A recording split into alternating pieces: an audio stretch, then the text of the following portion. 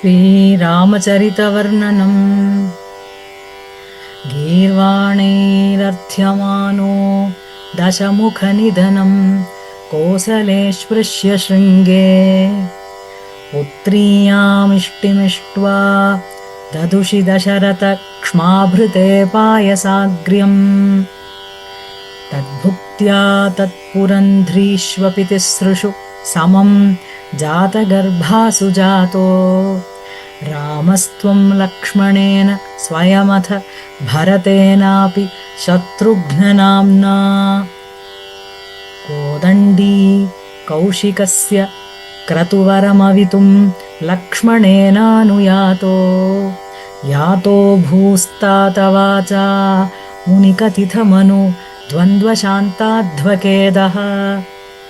नृणां त्राणाय बाणैर् मुनिवचनबलात् ताटकां पाटयित्वा लब्ध्वास्मादस्त्रजालं मुनिवनमगमो देवसिद्धाश्रमाख्यम्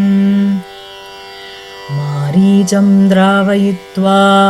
मकशिरसि शरैरन्यरक्षांसि निघ्नन् कल्यां कुर्वन्नहल्यां पथि पदरजसा प्राप्य वैदेहगेहं भिन्दानश्चान्द्रचूडं धनुरवनिसुताम् इन्दिरामेव लब्ध्वा राज्यं प्रातिष्ठतास्त्वं त्रिभिरपि च समं भ्रातृवीरैः सदारैः आरुन्धानेरुषान्धे किल भृगुतिलके संक्रमय्यस्वतेजो याते यातोऽस्ययोध्यां सुखमिह निवसन् कान्तया कान्तमूर्ते शत्रुघ्नेनेकदातो गतवति भरते मातुलस्याधिवासम् तातारब्धोऽभिषेकस्तव किल विहतः केकयाधीशपुत्र्या तातोक्त्या यातु कामो वनमनुजवधू संयुतश्चापधारः पौरानारुध्य मार्गे गुहनिलयगतस्त्वं जटाचीरधारी नावासन्तीर्य गङ्गामधिपदवि पुनस्त्वं भरद्वाजमारात् नक्त्वा तद्वाक्यहेतोरतिसुखमवसश्चित्रकूटे गिरीन्द्रे श्रुत्वा पुत्रार्तिखिन्नं खलु भरतमुखात् स्वर्गयातं स्वतातं तप्तो दत्त्वाम्बुतस्मै निदधित भरते पादुकां मेदिनीं च अत्रिं नत्वाथ गत्वा वनमतिविपुलं दण्डकं चण्डकायं हत्वा दैत्यं विराधं सुगतिमकलयश्चारुभोः शारभङ्गीम्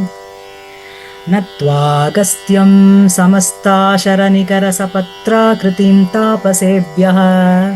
प्रत्यस्रौषीः प्रियैषी तदनु च मुनिना वैष्णवे दिव्यचापे ब्रह्मास्त्रे चापि दत्ते पथि पितृसुहृदं प्रेक्ष्य भूयो जटायुं मोदाद्गोदातटान्ते परिरमसि पुरा पञ्चवट्यां वधूट्या प्राप्ताया शूर्पणख्याः मदनचलधृतेरर्थनैर्निस्सहात्मा तां सौमित्रौ विसृज्य प्रबलतमरुषा तेन निर्लूननासाम् दृष्ट्वा येनां रुष्टचित्तं खरमभिपतितं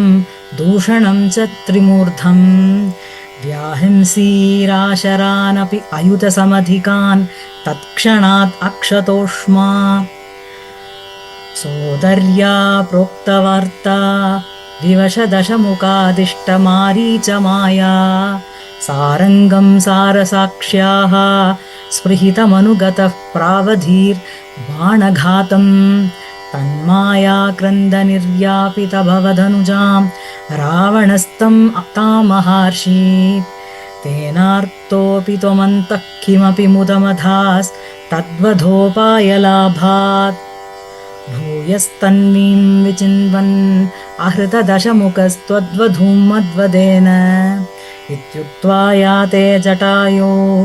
दिवमथ सुहृतः प्रातनुः प्रेतकार्यम् गृह्णानं तं कबन्धं जगनितशबरीं प्रेक्ष्य पम्पातटे त्वं